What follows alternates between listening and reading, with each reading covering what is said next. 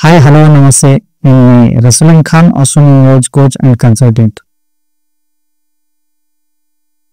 చాలా మంది అడుగుతున్న ప్రశ్న, రెగ్యులర్గా మనం యూజ్ చేస్తున్న డేట్ ఆఫ్ బర్త్ ని వాడవచ్చా, లేకపోతే ఒరిజినల్ గా డేట్ ఆఫ్ బర్త్ ఏది ఉందో అదే అప్లై చేయాలా అనేది చాలా మందిలో వెలుగుతున్న డౌట్ ఇది. సో కొందరు మాకి మెసేజ్ ద్వారా చెప్పడం, కొందరు కామెంట్స్లలో కూడా పెట్టడం అనేది జరుగుతుంది. సార్, డేట్ ఆఫ్ బర్త్ లేని వాళ్ళ పరిస్థితి ఏంది? First question. ఓకే, తర్వాత వచ్చేసి మనము మన యొక్క బర్త్ సర్టిఫికేట్లు కానీ, ఆధార్ కార్డులో కానీ, పాన్ కార్డులో కానీ ఉన్న డేట్ ఆఫ్ బర్త్ని యూజ్ చేయవచ్చా, మన ఒరిజినల్ డేట్ ఆఫ్ బర్త్ మనకి యూజ్ అవుతుందా అనేది చాలా మందికి డౌట్ అనేది చాలా ఎక్కువగా ఉంది. సో ఇక్కడ కన్ఫ్యూజన్ కూడా ఏర్పడుతుంది. ఏంటి అంటే సర్టిఫికేట్ ఏది ఉందో అదే వాడాలి అనేది చెప్తున్నారు. సో అది ఎంతవరకు రైట్ అనేది కూడా నన్ను క్వశ్చన్ చేయడం జరిగింది. చూడండి, ఎప్పుడైనా కూడా ప్రతి ఒక్కరికి అది యూనివర్స్ లో ఏ జీవజాతికైనా జన్మము అనేది ఒక్కసారి ఉంటుంది. సో ఆ జన్మానికి మనము, నేను అదే అంటాను, మన యొక్క డేట్ ఆఫ్ బర్త్ ని మనం మార్చుకోలేము, కానీ మన యొక్క పేరు కనుక బాగలేని పక్షంలో ఖచ్చితంగా వాటిలో ఏవైనా చిన్న కరెక్షన్స్ చేసుకొని పాజిటివ్ గా మార్చుకోవడానికి అవకాశం ఉంటుంది. అందుకే మెన్షన్ క్లియర్ గా నా యొక్క కొటేషన్ అనేది వస్తుంది. We cannot change our date of birth, but our name and hour signature ఖచ్చితంగా చేంజ్ చేసుకోవడానికి అవకాశం ఉంటుంది. సో నేను ఆన్లైన్ మెన్షన్ చేశాను కాబట్టి ఇది చాలా మంది చదివి ఉండకపోవచ్చు. కావాలంటే నా స్క్రీన్ మీద కావచ్చు, నా ఫేస్బుక్ పేజీ మీద కావచ్చు, ఖచ్చితంగా ఇదనేటి ట్యాగ్ లైన్ లాగా ఒకటి ఉంటుంది. ఇది ఉంటుంది, everything in this universe either named or number. ఇది కూడా కనబడుతుంది. మన యొక్క life is a number game అనేది కూడా కనబడుతుంది. ఎందుకంటే మన జీవితం నెంబర్లతోటి ముడిపడి ఉంది. అది అక్షర రూపంలో కావచ్చు, సంఖ్యల రూపంలో కూడా కావచ్చు. కాబట్టి మనం పుట్టినప్పుడు ఏదో ఒక డేట్ ఆఫ్ బర్త్, అదే విధంగా డేట్, మంత్, ఇయర్ వీటితోటి సంబంధాలు, అంటే ఆ యొక్క ప్లానర్ తోటి సంబంధాలు కలగలుపుకొని మనం పుట్టడం అనేది జరుగుతుంది. దీన్ని ఎవరు పుట్టిన తర్వాత, అంటే పుట్టక ముందు మనం ఏమైనా మార్చిపోవడానికి అవకాశం ఉంటుంది. అది జ్యోతిష్యం పరంగా కావచ్చు, అది న్యూమరాలజీ పరంగా కావచ్చు. అప్పటి వరకు మనం, ఎందుకంటే అది ఎవరైతే సిజరింగ్ కి వెళ్తున్నారో అలాంటి వారికి మనం అనుకూలమైన డేట్లను మనం ఇవ్వడం అనేది జరుగుతుంది.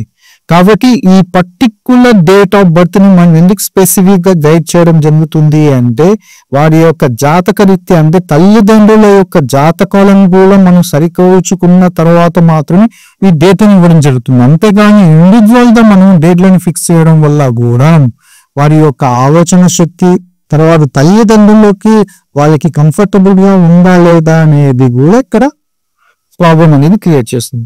అంతేగాని ఇతని యొక్క ఇండివిజువాలిటీ మనం చూడకూడదన్నమాట, ఓవరాల్ ఫ్యామిలీ మెంబర్స్ ఇతని. సో కాబట్టి ఇక్కడ డేట్ ఆఫ్ బర్త్ అనేది ఎంత ఇంపార్టెంట్ అనేది ఇక్కడ మీరు బాగా గుర్తుపెట్టుకోవాలి.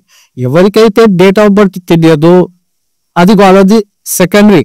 వాళ్ళనైనా కూడా కేవలం వారి యొక్క డేట్ ఆఫ్ బర్త్ లేకున్న పక్షంలో వారి యొక్క నేమ్, వారి యొక్క ఫస్ట్ లెటర్ ని తీసుకొని అది ఆస్ట్రాలజీ పరంగా ఎలా ఉంది అనేది స్పష్టంగా క్షుణ్ణంగా చూసిన తర్వాత వారి యొక్క నెంబర్లు ఏది అనుకూలతగా ఉన్నాయో అప్పుడు మాత్రమే వారి యొక్క నేమ్ నెంబర్ ని సెట్ చేయడం అనేది జరుగుతాం. కాబట్టి మన యొక్క original date of birth always మన ఒరిజినలే అవుతుంది.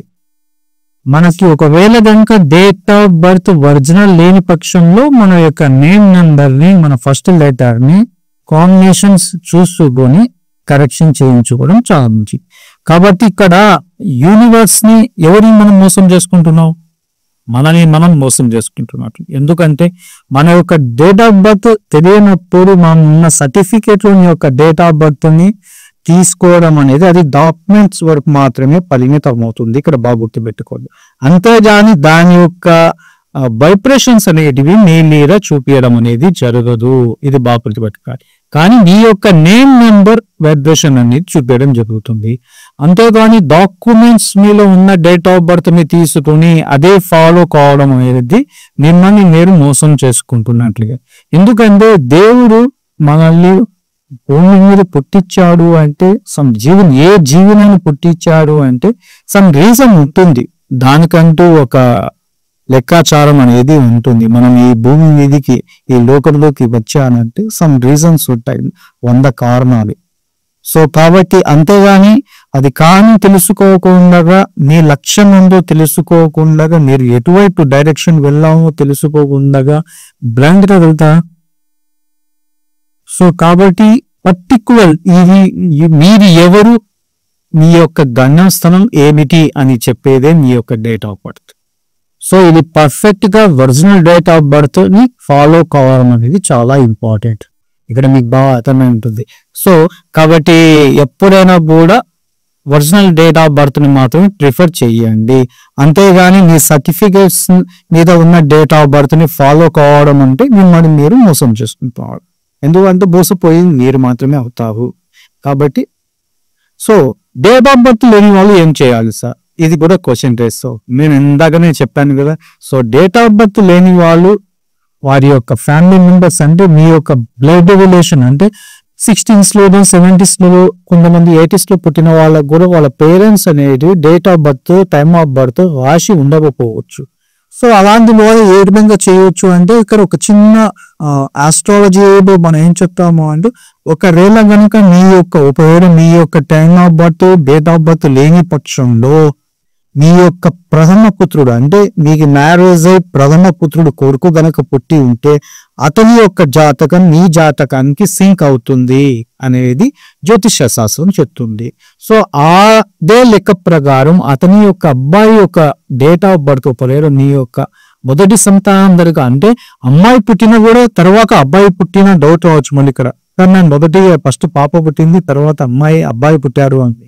సో ఏదైనా కూడా అమ్మాయిలు 2 అమ్మాయిలు కానీ 3 అమ్మాయిలు పుట్టిన తర్వాత కూడా అబ్బాయి అయితే మొదటి సంతానం. అందుకన్నా అబ్బాయి